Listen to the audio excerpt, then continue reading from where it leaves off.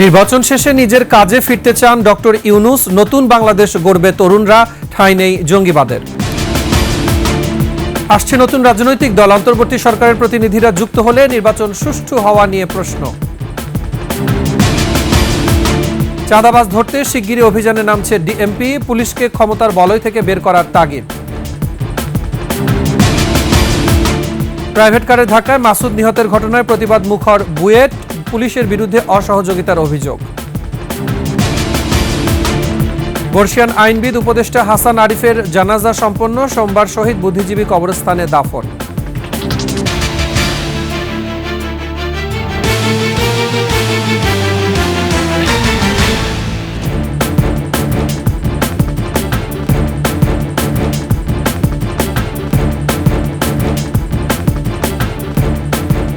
শুনছিলেন সংবাদ শিরোনাম। আমন্ত্রণ সন্ধ্যার 21 সংবাদে, সাথে আছি মুজাহিদুল ইসলাম। দর্শক, 21 টেলিভিশনের সংবাদ একসাথে সরাসরি দেখতে পাবেন আমাদের ফেসবুক পেজ www.facebook.com/2124 অনলাইনে। এছাড়া সাবস্ক্রাইব করতে পারেন www.youtube.com/@21etv চ্যানেলে। এছাড়া সংবাদে আরও যা থাকছে: আবাসন সংকটে ব্রিটেনে 18 লাখ নতুন বাড়ি নির্মাণের ঘোষণা, বাংলাদেশি শ্রমিকদের জন্য সুখবর।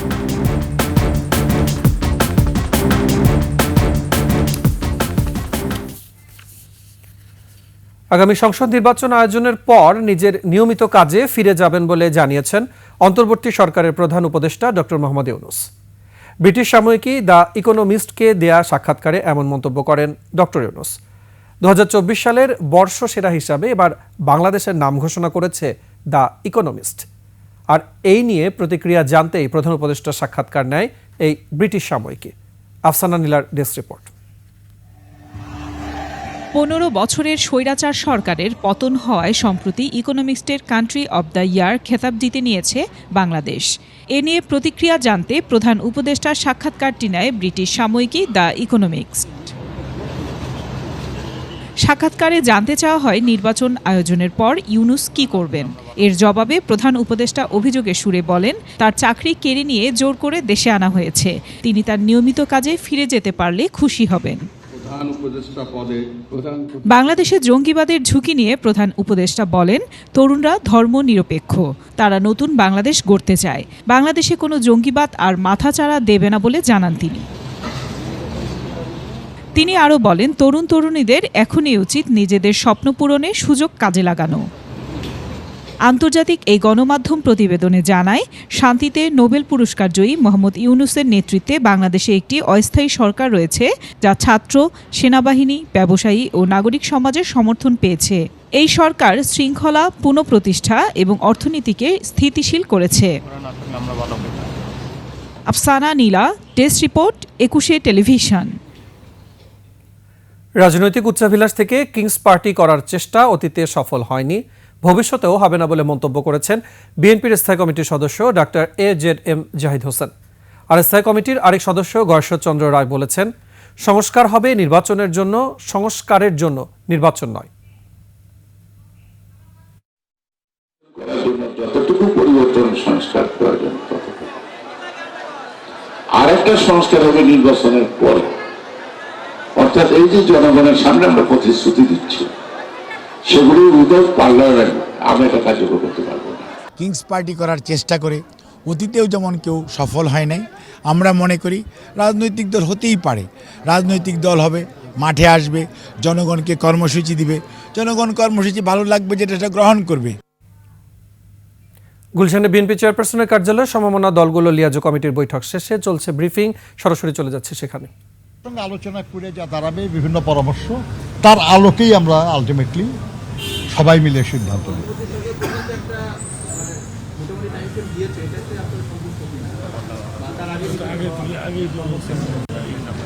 উনি কি টাইম ফ্রেম দিচ্ছেন, কিন্তু তার প্রেস সেক্রেটারি কি বলছে? তাহলে কোনটা মিলল? এটা হ্যাঁ, যে কথা মিলে না ওই নিয়ে মন্তব্য করার কি আছে? একটা স্পষ্ট কথা শুনলে ভালো হবে, তাহলে মন্তব্য করব। Thank you. আমাদের সমমনা জোটের প্রধান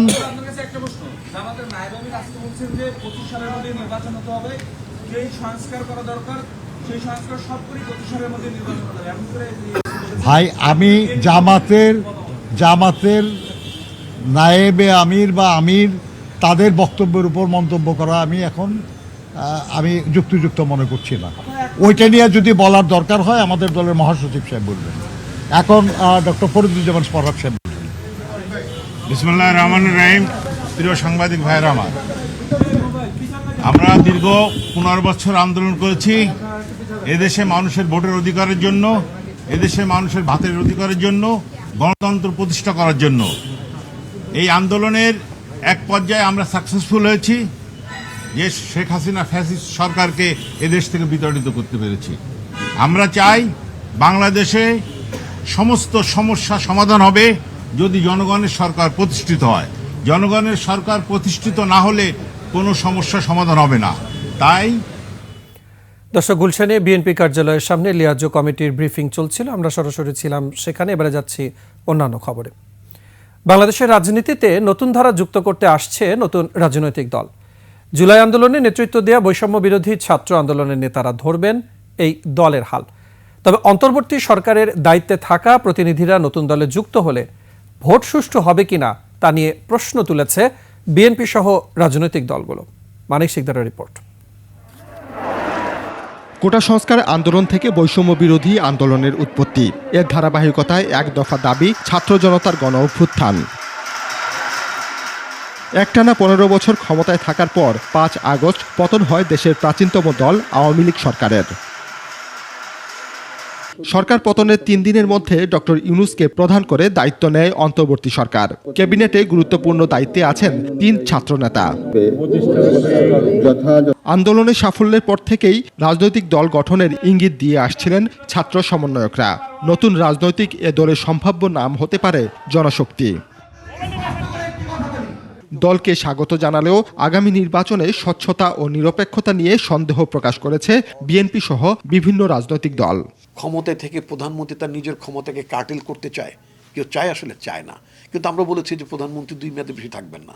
আমরা বলেছি একটা জবাবদিহিমূলক শাসন ব্যবস্থা চাই। আমরা বলেছি রাষ্ট্রের গণতান্ত্রিক রূপান্তর চাই। আমরা প্রতিটি পর্যায়ে আমরা পিপল এম্পাওয়ারমেন্টের কথা আমরা বলেছি। দিস ইজ আওয়ার কমিটমেন্ট, এটা কিন্তু আমাদের প্রতিশ্রুতি।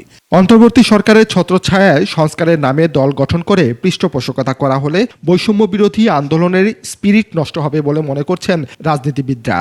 5ই আগস্টের যে আপনার যে গণঅভ্যুত্থানটা, এই গণঅভ্যুত্থানের স্পিরিটটার সাথে এটা খুবই সাংঘর্ষিক। যদি বর্তমান সরকার যদি আপনার কোনো রাজনৈতিক চরিত্রের রং ধারণ করে অথবা এদের মধ্যে কেউ, তাহলে তো নিঃসন্দেহে যেহেতু বাংলাদেশের উচ্চ আদালত যেহেতু আপনার তত্ত্বাবধায়ক সরকার ব্যবস্থাটা আপনার ফিরে যাওয়ার একটা রায় তারা দিয়েছেন, তার মানে আগামী নির্বাচনটা একটা তত্ত্বাবধায়ক সরকারের অধীনেই নির্বাচন হবে। এটি হচ্ছে আপনার আইনের মূল কথা। তুখোড় ছাত্রনেতারা বিভিন্ন রাজনৈতিক দলের সাথে যুক্ত হলে দেশ ও জনগণের মঙ্গল হবে বলে মনে করছেন অভিজ্ঞ এই রাজনীতিবিদ। খুব ভালো হতো ছাত্ররা যদি বিভিন্ন দলে তাদের আদর্শ অনুযায়ী চলে যেত এবং বিভিন্ন দল তাদেরকে বড় পদে দিয়ে নমিনেশন দিয়ে সামনে এমপি বানাতো, তাহলে প্রত্যেকটি দল ছাত্রদের দ্বারা রিফর্ম হতো। নতুন একটি দল করার জন্য প্রথম বাধা হচ্ছে বিপুল ফান্ড দরকার, 2 দেশব্যাপী সংগঠন দরকার, 3 পরিচিত ফেস দরকার। ক্যাম্পাসে যে ছাত্রটি অনেক বড় নেতা, সে তার এলাকায় কিন্তু বিশাল বড় নেতা অনেক ক্ষেত্রে নাও হতে পারে। তবে আনুষ্ঠানিক ঘোষণার পর পরিষ্কার হবে কোন পথে যাবে আগামীর রাজনীতি। এটা সাময়িক রাজনৈতিক দম্ভিকতা হতে পারে, দীর্ঘমেয়াদে এটা রাজনীতিতে কোনো সঠিক সুফল আনবে না। মানিক শিকদার, 21 টেলিভিশন, ঢাকা। চাঁদাবাজদের নতুন তালিকা তৈরি হচ্ছে। 2 থেকে 3 দিনের মধ্যেই তালিকা ধরে অভিযান শুরু হবে। রাজধানীতে এক মতবিনিময় সভায় এই হুঁশিয়ারি দেন ডিএমপি কমিশনার শেখ মোহাম্মদ সাজ্জাদ আলী। মাহতাব মিনহাজের প্রতিবেদন। ডিএমপি কমিশনারের সাথে ছাত্র, নাগরিক ও পুলিশের সমন্বয়ে এই মতবিনিময় সভা। রাজধানীর নিরাপত্তা ও ট্রাফিক শৃঙ্খলার বিষয়ে এ সময় দৃঢ় প্রত্যয় ব্যক্ত করেন ডিএমপি কমিশনার। নেন উপস্থিত নগরবাসীর বিভিন্ন মতামত ও পরামর্শ। মোবাইল ফোনটা ছিনায় নিয়ে দৌড় দেয়। রাজধানীতে চাঁদাবাজি বন্ধে সবাইকে এগিয়ে আসার আহ্বান জানানোর পাশাপাশি হালনাগাদ তালিকা তৈরির কথা জানান ঢাকা মহানগর পুলিশের প্রধান। চাঁদাবাজি মোকাবেলা করার জন্য শুধু পুলিশ নয়, সমাজের প্রতিটি অঙ্গ সংগঠনকে এগিয়ে আসতে হবে। চাঁদাবাজদের হালনাগাদ একটি লিস্ট তৈরি করছি। এবং এই লিস্ট 1-2 দিনের মধ্যে সম্পন্ন হলে আমি চাঁদাবাজদের গ্রেপ্তারের জন্য, তাদের বিরুদ্ধে ব্যবস্থা গ্রহণের জন্য অচিরেই পদক্ষেপ গ্রহণ করব। সকলকে যারা এই ধরনের কর্মকাণ্ডে লিপ্ত, আমি তাদেরকে অনুরোধ করব, আপনারা এই কাজে লিপ্ত হবেন না। নগরীতে সভা সমাবেশ করার ক্ষেত্রে সবাইকে সচেতন হওয়ার আহ্বান জানান ডিএমপি কমিশনার। যত্র যেখানে সেখানে যদি আপনার পলিটিক্যাল মিছিল মিটিং হয় অথবা ধর্মীয় সভা সমাবেশ হয়, তাহলে আমার ট্রাফিক খুব ডিস্টার্ব হয়। আপনারা যখন ধর্মীয় মিটিং, পলিটিক্যাল মিটিং, সামাজিক মিটিং, সমাবেশ করবেন, একটা বদ্ধ পরিসরে এরূপ একটি জায়গায় যদি করেন, তাহলে আমাদের ট্রাফিক ব্যবস্থাপনায় সুবিধা হয়। মামলাযোগ্য ঘটনার ক্ষেত্রে অবশ্যই থানায় মামলা করার কথা জানান ডিএমপি প্রধান। যে অপরাধ হবে সেই অপরাধের মামলা রেকর্ড হবে। মাহতাব মিনহাজ, একুশে টেলিভিশন, ঢাকা। ঢালাওভাবে নয়, পুলিশ সহ প্রয়োজনীয় ক্ষেত্রে প্রাধিকার ভিত্তিতে সংস্কার করতে হবে।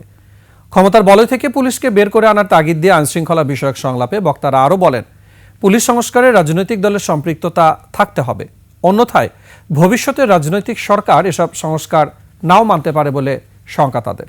মফিউর রহমানের রিপোর্ট। সেন্টার ফর গভর্নেন্স স্টাডিজের উদ্যোগে গণতান্ত্রিক পুনর্গঠনের জন্য সংলাপের এবারের বিষয় আইন শৃঙ্খলা।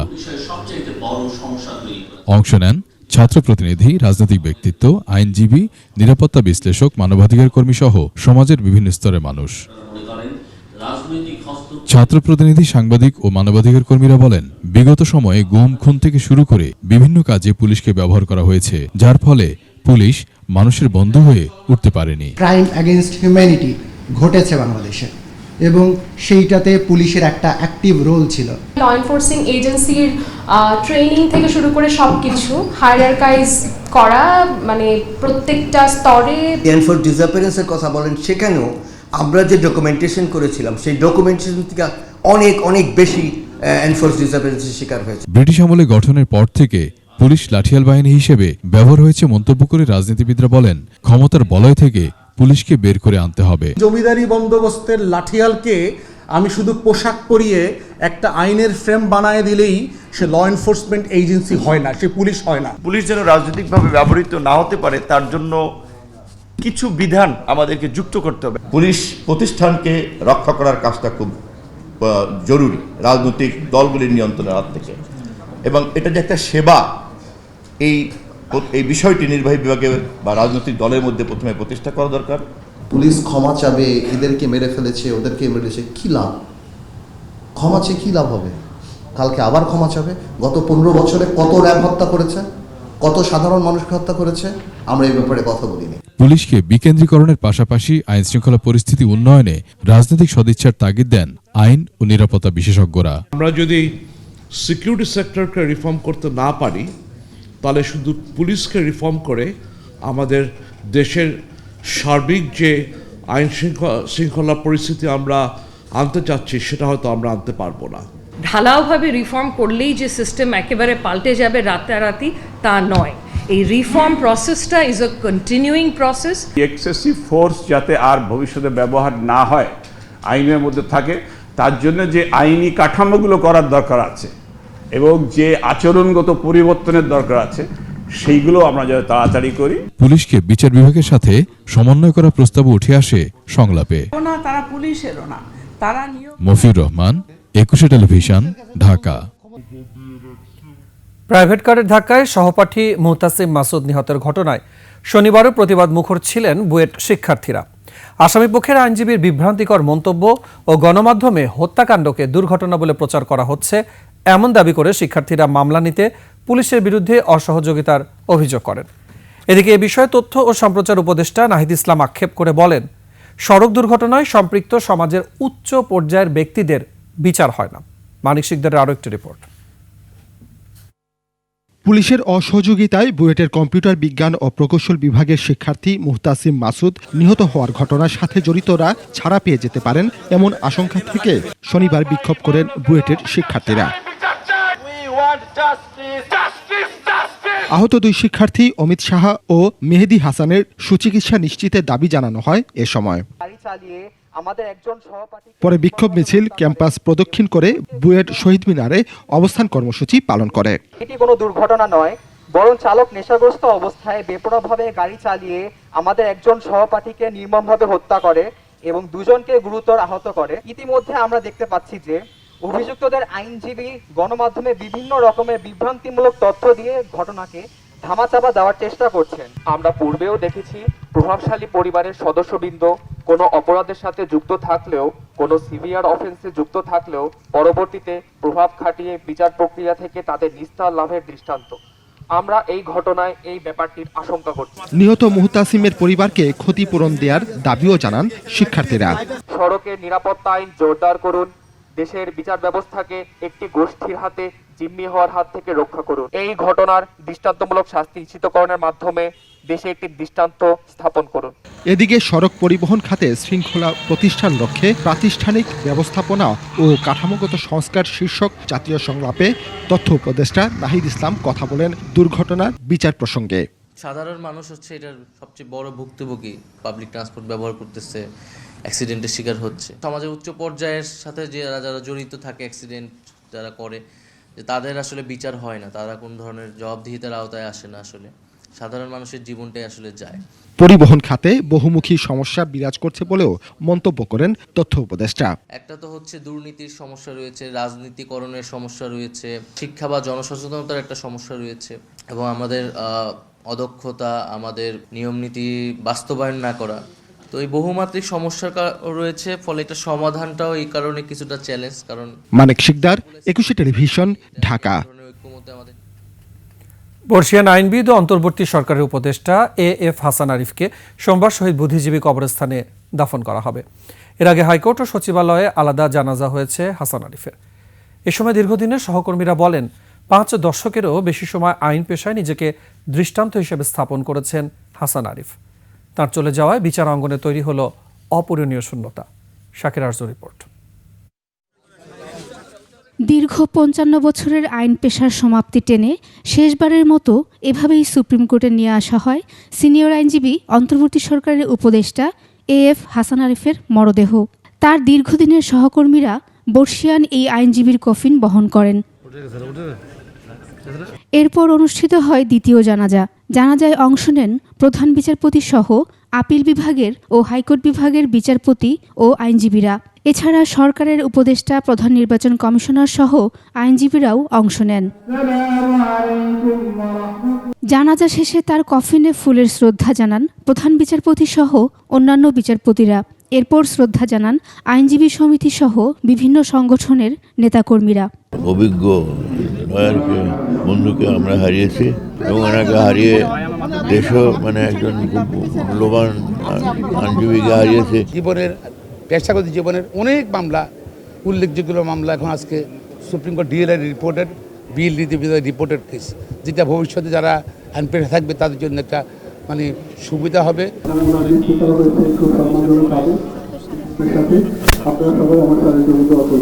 সরকারি দায়িত্বে যেমনিভাবে পালন করেছেন, প্রফেশনে উনি ছিলেন অসাধারণ, তার মেধা শক্তি ছিল অসাধারণ। দীর্ঘদিনের সহকর্মীরা তার স্মৃতির প্রতি শ্রদ্ধা জানিয়ে কর্মজীবনের বিভিন্ন দিক তুলে ধরেন।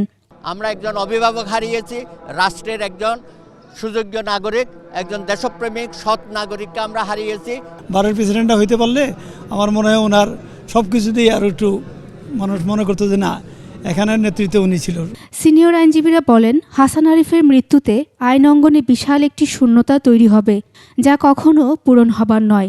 আমি জাস্ট একটি উদাহরণ হিসেবে বলছি যে হঠাৎ করে দেখা গেল যে এরকম এমন একটা অজানা তথ্য জানলাম, যেটা জানার ফলে দেখা গেল আমাদের আইন বোঝার, আইনটাকে বিশ্লেষণ করার যে ক্ষমতা, সেই জায়গাটা হচ্ছে এডিশনাল ভ্যালু অ্যাড হয়ে গেল। তিনি অসংখ্য মামলায়, অসংখ্য কঠিন সময়ে এই আদালতকে সাংবিধানিক প্রশ্নে, আইনের প্রশ্নে তিনি তার অভিমত দিয়ে সাহায্য করেছেন। সুপ্রিম কোর্ট প্রাঙ্গণের দ্বিতীয় জানাজা শেষে বেলা 12টার দিকে সিনিয়র আইনজীবী ও অন্তর্বর্তী সরকারের এই উপদেষ্টার তৃতীয় জানাজা অনুষ্ঠিত হয় সচিবালয়ে। এমন ভদ্র, সজ্জন, অমায়িক আইনজীবী আমরা সত্যিকার অর্থেই ওনার রিপ্লেসমেন্ট হবে বলে আইনজীবীরা মনে করি না। এদিকে পরিবারের পক্ষ থেকে জানানো হয়, সোমবার মিরপুর শহীদ বুদ্ধিজীবী কবরস্থানে বর্ষিয়ান এই আইনজীবীকে দাফন করা হবে। শাকেরা আরজু, 21 টেলিভিশন, ঢাকা। ব্রিটেনে আবাসন সংকট বাংলাদেশের নির্মাণ শ্রমিকদের জন্য সুখবর বয়ে এনেছে। দেশটিতে বাড়ি ভাড়া অনেকের মাসিক আয়ের সমান বা দ্বিগুণ। এমন পরিস্থিতিতে নাগরিকদের জন্য 18 লাখ নতুন বাড়ি নির্মাণের ঘোষণা দিয়েছে ব্রিটেন সরকার। এতে দেশটিতে বাংলাদেশি শ্রমিকের নতুন বাজার সৃষ্টির সম্ভাবনা তৈরি হয়েছে। লন্ডন থেকে শাহেদ শফিকের পাঠানো তথ্য ও ছবিতে সিরাত আল মুস্তাকিমের রিপোর্ট। ব্রিটেনে আবাসন সংকটের কারণে ব্রিটিশ প্রধানমন্ত্রী স্যার কেয়ার স্টারমার 2029 সালের মধ্যে 18 লাখ নতুন বাড়ি নির্মাণের প্রতিশ্রুতি দিয়েছিলেন। বাড়ি তৈরি করতে শ্রমিক ঘাটতি পূরণে সরকারকে ব্রিটেনের বাইরে থেকেই নির্মাণ শ্রমিক আনতে হবে। আর নির্মাণ কাজে বাংলাদেশি কয়েক হাজার কর্মীর নতুন করে কর্মসংস্থানের সুযোগ সৃষ্টি হবে বলে মনে করছেন ব্রিটেনের Bangladeshi community. Government to government এটার এই ক্ষেত্রে কোনো সুযোগ নেওয়ার সম্ভাবনা থাকে, সেটা যদি করা সম্ভব হয় তাহলে এটা একটা অপার সম্ভাবনা দ্বারা আমাদের অর্থনীতির জন্য, আমাদের জাতির জন্য হতে পারে। ভিসা নীতি যখন শিথিল হবে তখন এটাকে দালাল মুক্ত রেখে একটা ক্রেডিবল যে থাকে, যে গভর্নমেন্ট টু গভর্নমেন্ট হলে সেই ক্ষেত্রে সবসময় একটা ক্রেডিবিলিটির ব্যাপার থাকে। শ্রমিকদের জন্য অভিবাসন আইনও শিথিলের সুপারিশ করা হয়েছে।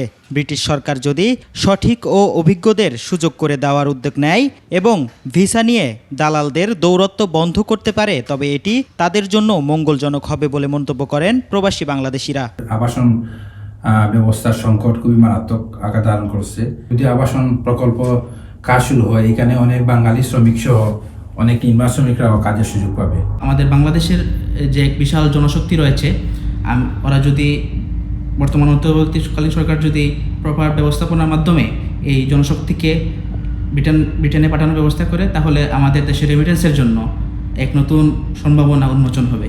প্রশিক্ষণের মাধ্যমে দক্ষ শ্রমিক গড়ে তুলে সরকারি ব্যবস্থাপনায় বাংলাদেশ থেকে ব্রিটেনে শ্রমিক পাঠানোর উদ্যোগ নেওয়া হলে দেশের অর্থনীতির চাকা আরও গতিশীল হবে বলে মনে করেন সংশ্লিষ্টরা। সিরাত আল মুস্তাকিম, 21 টেলিভিশন, ঢাকা। সংবাদ সন্ধ্যার সময় হচ্ছে একটা বিরতির। ফিরে আসার পরে অন্যান্য খবরের সাথে আরও যা থাকছে। ছাত্র জনতার গণ অভ্যুত্থানে শহীদ 858 জন, আহত 11,551। আন্তর্জাতিক প্রতিষ্ঠান। বিরতির পর আবার আমন্ত্রণ সন্ধ্যার 21 সংবাদ। জুলাই আগস্টে ছাত্র জনতার অভ্যুত্থানে শহীদ 858 জন এবং আহত 11,551 জন। গণ অভ্যুত্থান সংক্রান্ত বিশেষ সেলের প্রথম ধাপের খসড়া তালিকায় এই তথ্য জানানো হয়। ওয়েবসাইটে প্রথম ধাপের এই তালিকা সর্বসাধারণের জন্য উন্মুক্ত থাকবে 23 ডিসেম্বর পর্যন্ত। এ সময়ের মধ্যে শহীদ ও আহত ব্যক্তিদের নাম, ঠিকানা ও অন্যান্য প্রাসঙ্গিক তথ্য যাচাই, সংশোধন অথবা চূড়ান্তভাবে পরিবারের সদস্যদের মতামত প্রদানের অনুরোধ করা হয়েছে সেলের পক্ষ থেকে। এছাড়া তালিকার বিষয়ে কারো কোনো মতামত, পরামর্শ অথবা সংযোজন বিয়োজন করার মতো যুক্তিসঙ্গত কোনো তথ্য থাকলে তাও 23 ডিসেম্বরের মধ্যে গণ অভ্যুত্থান সংক্রান্ত বিশেষ সেলের ইমেইলে অবহিত করার অনুরোধ করা হয়েছে।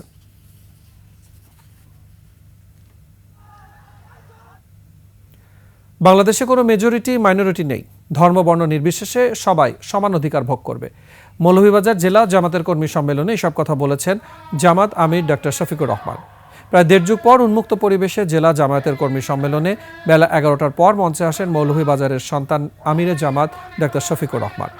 এ সময় তিনি বলেন, সাম্প্রদায়িক সম্প্রীতির এই দেশে কোনো দুষ্কৃতিকারীর পরিকল্পনা সার্থক হবে না। আমাদের দেশে কোনো মেজরিটি মাইনরিটি নাই। আল্লাহ তাআলা যাদেরকে এই দেশের মেহরবানি করে নাগরিক বানিয়েছেন, আমরা সকলে সমান মর্যাদা ভোগ করতে চাই। নাগরিক হিসেবে আমরা সমান অধিকার ভোগ করতে চাই। আমরা এও বলেছি, এটাও আমরা চাই না দেশে একটা পরিবর্তন হলেই বিভিন্ন ধর্মের উপাসনালয় পাহারা বসাতে হবে, এটাও চাই না। 15 বছর পর উৎসবমুখর পরিবেশে শেষ হয়েছে নারায়ণগঞ্জ ক্লাবের পরিচালনা পর্ষদের নির্বাচন। চলছে ভোট গণনা। এর আগে সকাল 9টা থেকে শুরু হয় ভোট গ্রহণ। ক্লাবের 4টি পদে 16 জন প্রতিদ্বন্দ্বিতা করছেন। সভাপতি পদে লড়েন জুলফিকার রিরোলিং মিলস লিমিটেডের চেয়ারম্যান মাহবুবুর রশিদ জুয়েল ও ইয়ার্ন মার্চেন্ট অ্যাসোসিয়েশনের সাবেক সভাপতি এম সোলাইমান। এবারে নির্বাচনের মধ্য দিয়ে ক্লাবটি জিম্মি দশা থেকে মুক্তি পেতে যাচ্ছে বলে মনে করছেন প্রার্থী ও ভোটাররা।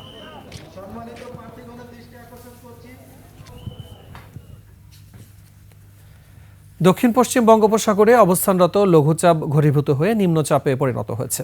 এর প্রভাবে গুঁড়ি গুঁড়ি বৃষ্টি হচ্ছে উপকূলীয় জেলাগুলোতে। একই সঙ্গে তীব্র শীতে জনজীবনে নেমে এসেছে ভোগান্তি। প্রতিনিধিদের তথ্য ছবিতে ডেস্ক রিপোর্ট।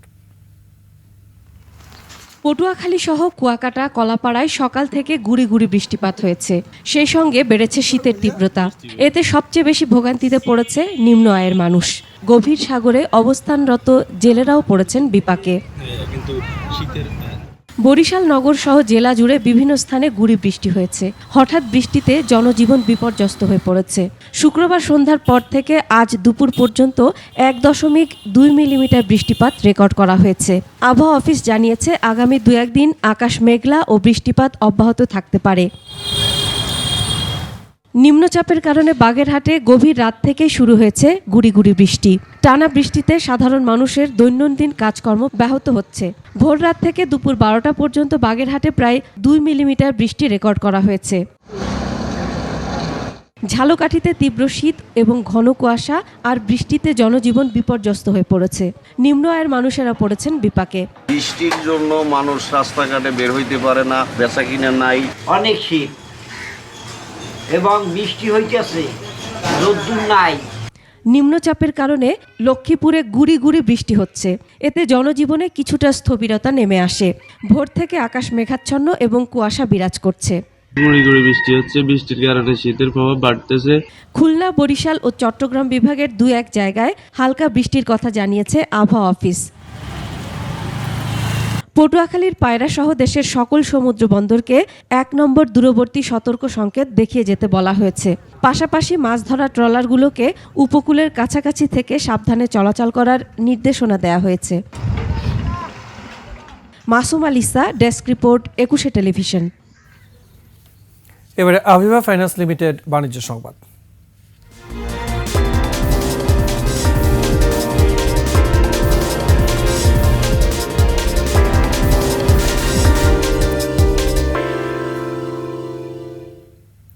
অন্তর্বর্তী সরকার মূল্যস্ফীতির সঠিক তথ্য দেওয়ার কারণে নিত্যপণ্যের দাম বেশি হচ্ছে বলে মন্তব্য করেছেন অর্থ উপদেষ্টা ডক্টর সালেউদ্দিন আহমেদ। আর অর্থনীতিবিদরা বলছেন অর্থনীতির চাকা সচল রাখা সহ মূল্যস্ফীতি নিয়ন্ত্রণ সরকারের জন্য চ্যালেঞ্জ। তহিদুর রহমানের রিপোর্ট। মূল্যস্ফীতির লাগাম টানতে সুদের হার বাড়ানো সহ নানা ব্যবস্থা নেওয়ার পরও বাজারে এর সুফল মিলছে না, উল্টো আরও বাড়ছে। গেল মাসে মূল্যস্ফীতি 11.38% ছাড়িয়েছে। আর্থিক খাত গবেষণাধর্মী গ্রন্থ ব্যাংকিং অ্যালমানাকের মোড়ক উন্মোচন অনুষ্ঠানে মূল্যস্ফীতির বিষয় নিয়ে খোলামেলা কথা বলেন অর্থ উপদেষ্টা। ভেতরে যা দেখছি সেটা ডেপুটি গভর্নর এখানে আছেন, অর্থ সচিব আছেন, আর আমি তো হরহামেশা টের পাচ্ছি কী ছিল ভেতরে 15 বছরে। ইনফ্লেশন বেশি দেখছো, অন্য সমুদ্রদেরকে 9 করে দেওয়া হতো, 8 করে দেওয়া হতো, আমরা 11-12 যাই আছে। তো আমি ওই প্ল্যানিং মিনিস্ট্রি বলতে আমার কাছে যা আসছে হুবহু তাই পাবলিশ করতে বলেছি।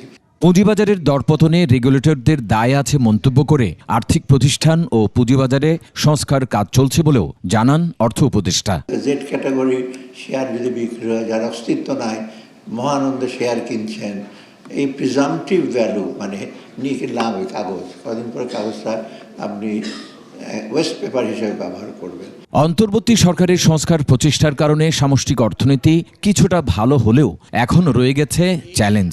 মূল্যস্ফীতির বিষয়টাও মোকাবেলা করতে হলে আমরা যেটা বলতে পারি অলিগার্কিক মার্কেট পাওয়ার, এই অলিগার্কিক মার্কেট পাওয়ার কিন্তু গত 15 বছরের যে শাসনকালে এটা একটা অন্য স্তরে চলে গেছিল।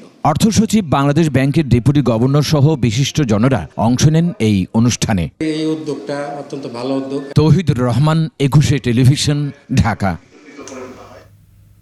সংবাদ সন্ধ্যার সময় হচ্ছে আরও একটা বিরতি। ফিরে আসার পরে অন্যান্য খবরের সাথে আরও যা থাকছে। রাখাইনে আরও বিপাকে মিয়ানমারের জান্তা বাহিনী, গুরুত্বপূর্ণ সেনা সদর দখলে নিল আরাকান আর্মি।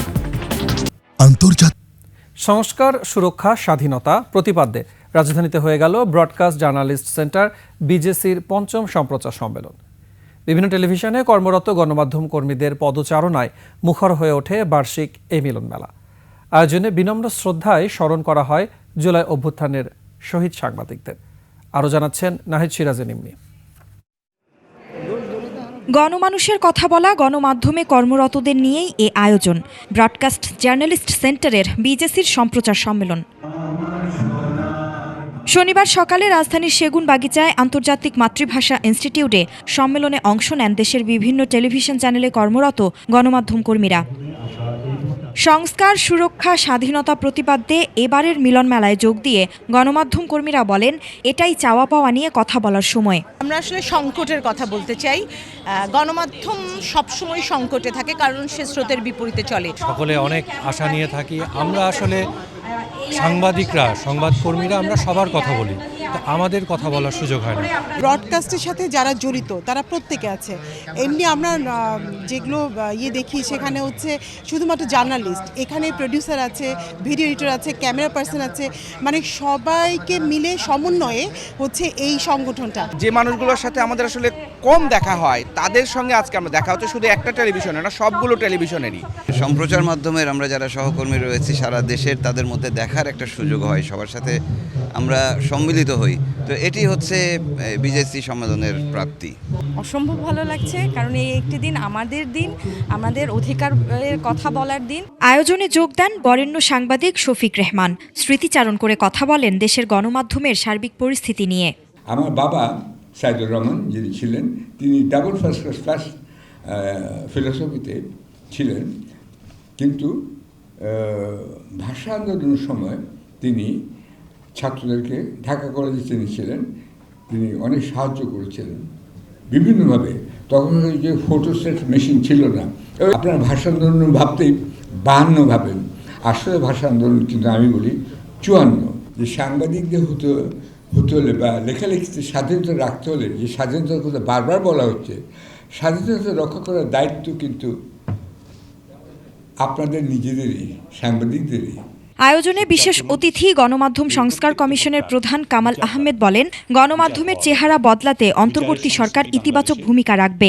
আপনাদেরকেই জনমত তৈরি করতে হবে, আপনাদেরকেই চাপটা প্রয়োগ করতে হবে, বলতে হবে সরকারকে, অন্তর্বর্তী সরকার আশু করণীয় হিসাবে কিছু করুক, আর রাজনৈতিক সরকার দীর্ঘ সময়ের জন্য দীর্ঘমেয়াদী সংস্কারগুলো করুক, সেটা আমরা প্রত্যাশা করব। বিশেষ অতিথি হিসেবে সম্প্রচার সাংবাদিকদের মিলন মেলায় যোগ দেন জুলাই শহীদ স্মৃতি ফাউন্ডেশনের প্রধান নির্বাহী মীর মাহবুবুর রহমান স্নিগ্ধ।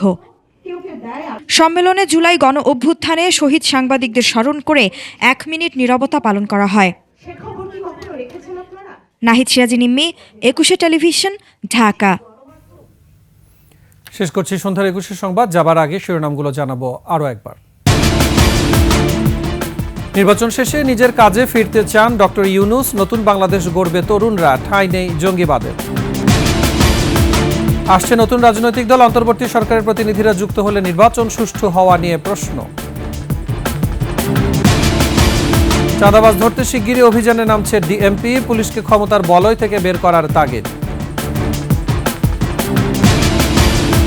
প্রাইভেট কারের ধাক্কায় মাসুদ নিহতের ঘটনায় প্রতিবাদ মুখর বুয়েট, পুলিশের বিরুদ্ধে অসহযোগিতার অভিযোগ। বর্ষিয়ান আইনবিদ উপদেষ্টা হাসান আরিফের জানাজা সম্পন্ন, সোমবার শহীদ বুদ্ধিজীবী কবরস্থানে দাফন।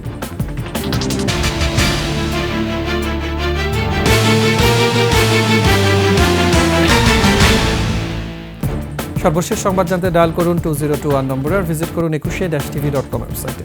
ফেসবুকে ভিজিট করতে পারেন www.facebook.com/2124 অনলাইনে। এছাড়া সাবস্ক্রাইব করতে পারেন www.youtube.com/21etv চ্যানেলে। এতক্ষণ সাথে থাকার জন্য ধন্যবাদ। পরবর্তী সংবাদ রাত 9টায় দেখার আমন্ত্রণ রইল। 21-এর সাথে থাকুন।